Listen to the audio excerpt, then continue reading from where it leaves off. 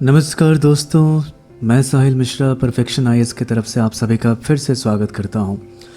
दोस्तों आज मैं जो वीडियो लेके आया हूं ये 15 और 16 मई के कुछ पीटी फैक्ट्स हैं जो हमने सोचा कि ये आपके लिए उपयोगी हो सकता है।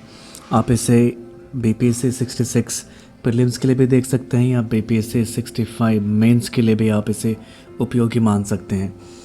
तो चलिए दोस्तों इसको शुरू करता हूँ। मैं इससे पहले मैं कहना चाहूँगा कि अगर आपने हमारा चैनल अभी तक सब्सक्राइब नहीं किया है तो सब्सक्राइब कीजिए और बेल आइकन पर दबा दीजिएगा, क्योंकि सारे नोटिफिकेशन आप तक पहले पहुंच जाएंगे। और दोस्तों मैंने ऑलरेडी बीपीएससी 66 प्रीलिम्स के लिए 2 प्रैक्टिस सेट अपलोड कर दिए हैं, प्लस बिहार स्पेशल जो क्वेश्चंस हैं 100 क्वेश्चंस वो भी अपलोड कर दिया है, आप उसे जाके देख सकते हैं। इसके साथ ही ये भी कहना चाहूँगा कि आप जाके हमारा जो टेलीग्राम चैनल है परफेक्शन आईएएस का उसे भी ज्वाइन कीजिए। आपको वहाँ पे बहुत सारी जानकारियाँ मिलेंगी, जो पीडीएफ है वो सारी आपको वहीं से मिल जाएगी बिल्कुल फ्री में। साथ ही साथ हम वहाँ पे रोज़ कम से कम 80 से 100 क्वेश्चंस का क्विज़ करवाते हैं, जिससे आप देख सकते हैं और बहुत कुछ प्रैक्टिस कर सकते हैं। तो चलिए दोस्तों आज का जो फैक्ट है पीटी फैक्ट 66 बीपीएससी के मद्देनज़र देखते हैं वो क्या है।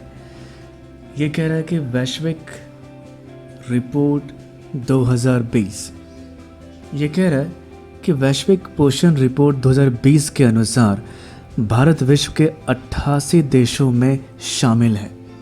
88 देशों में शामिल है जो संभवतः वर्ष 2025 तक वैश्विक पोषण लक्ष्यों को प्राप्त करने में सफल नहीं हो सकेंगे। ध्यान दीजिएगा दोस्तों, ये कह रहा है कि नहीं हो सकेंगे, यानी कि ट्रैक रिकॉर्ड जो है वो अच्छा नहीं है। इसके प्रमुख बिंदुओं के ऊपर ध्यान देते हैं दोस्तों कि प्रमुख बिंदु जो है वो क्या कहता है ये सीरियस मैटर के ऊपर।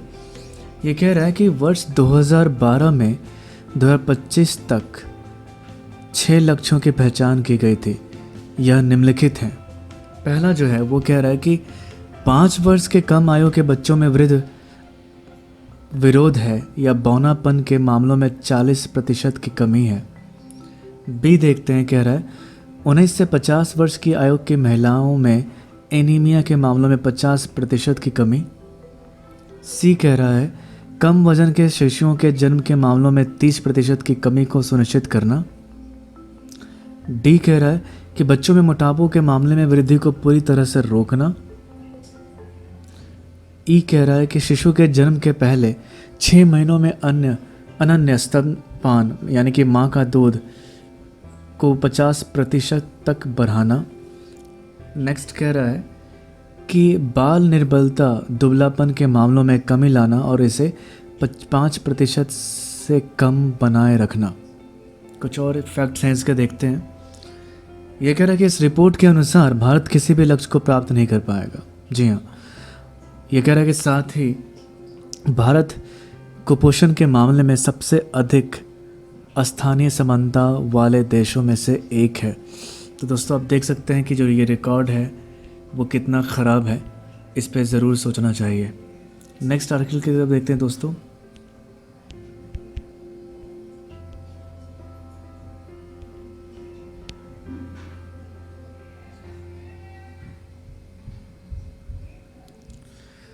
जो हमारा नेक्स्ट आर्टिकल है दोस्तों वो कह रहा है कि सेरो सर्वेक्षण। जो हमारा नेक्स्ट आर्टिकल है पीटी फैक्ट में वह कह रहा है कि सेरो सर्वेक्षण।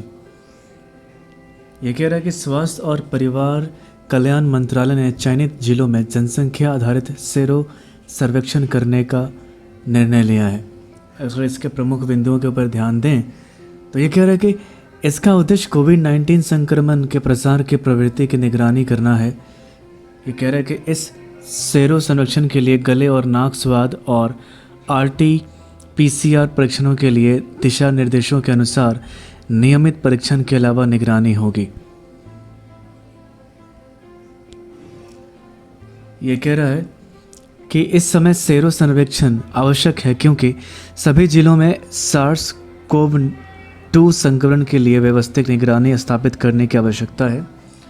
यह कह रहा है कि सेरो सर्वे की निगरानी इकाई में कुल 10 स्वास्थ्य सुविधाएं होंगी। इसमें प्रत्येक जिले में 6 सार्वजनिक और 4 निजी सुविधाएं शामिल होंगी। ये कह रहा है कि इस सर्वेक्षण के तहत एकत्र किए गए डेटा के मानक संकेतक प्रारूपों का उपयोग करके कार्यवाही के लिए स्थानीय रूप से विश्लेषण किया जाएगा। ये कह रहा है कि इसके बाद व्यक्ति और प्रवृत्ति विश्लेषण के लिए संकेतक। चलिए हमारे नेक्स्ट आर्टिकल की तरफ देखते हैं दोस्तों। ये कह रहा है कि ग्लोबल एनर्जी ऊर्जा ट्रांजिशन इंडेक्स सूचकांक, ये कह रहा है कि वर्ल्ड इकोनॉमिक फोरम WEF ने ग्लोबल एनर्जी ट्रांजिशन इंडेक्स जारी किया।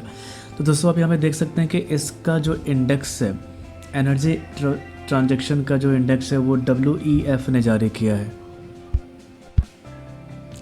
अगर इसके प्रमुख बिंदुओं के ऊपर ध्यान दें दोस्तों, तो ये कह रहा है कि भारत में ऊर्जा सुरक्षा, विकास और पर्यावरण स्थिरता जैसे प्रमुख मापदंडों में सुधार करते हेतु 74वां स्थान हासिल किया है। यानी कि जो भारत का जो रैंक है वो 74 है दोस्तों।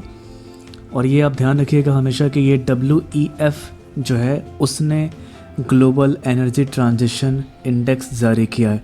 तो ये सवाल पूछ सकता है आपसे करंट अफेयर्स में। नेक्स्ट देखते हैं, कह रहा है कि इस सूचकांक को देशों की ऊर्जा प्रणालियों के मौजूदा प्रदर्शन, पर्यावरणीय स्थिरता, ऊर्जा सुरक्षा और टिकाऊ, सुरक्षित और सस्ती और समावेशी ऊर्जा प्रणालियों में परिवर्तन के लिए तत्परता जैसे संकेतों के आधार पर तैयार किया गया है। ये कह रहा है कि इस रिपोर्ट के अनुसार 75% देशों ने अपनी पर्यावरणीय स्थिरता में सुधार किया है। ये अच्छा न्यूज़ है दोस्तों।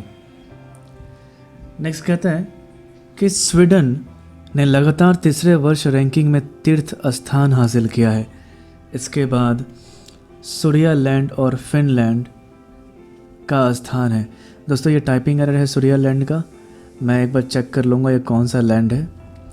ये कह रहा है कि नेक्स्ट, इस रिपोर्ट में कहा गया कि भारत ने अपने ऊर्जा कार्यक्रम का विस्तार करके महत्वपूर्ण सुधार किए हैं। ये कह रहा है भारत में LED बल्ब और स्मार्ट मीटर के थोक खरीद और उपकरणों की लेबलिंग के लिए कार्यक्रम शुरू करके यह हासिल किया गया। तो जो आज से आपको पता ही होगा दोस्तों, जैसे कि पूरे विश्व में पूरे भारत में LED बल्ब के ऊपर ज़्यादा ध्यान दिया जा रहा था बीच में। तो आपने देखा होगा कि इसके लिए कितना काम किया गया और LED बल्बें जो होती हैं वो कम ऊर्जा। तो दोस्तों ये जो नेक्स्ट जो आर्टिकल है हमारे आज के PT फैक्ट में, ये है भारत का CO2 उत्सर्जन। और ये बहुत ही इम्पोर्टेंट टॉपिक हो जाता है दोस्तों। मेंस में भी इससे संबंधित जो है GS पेपर 2 से संबंधित क्वेश्चंस पूछे जा सकते हैं इससे, या PT में भी पूछे जा सकते हैं इससे। और ये जो है 16 मई से संबंधित है।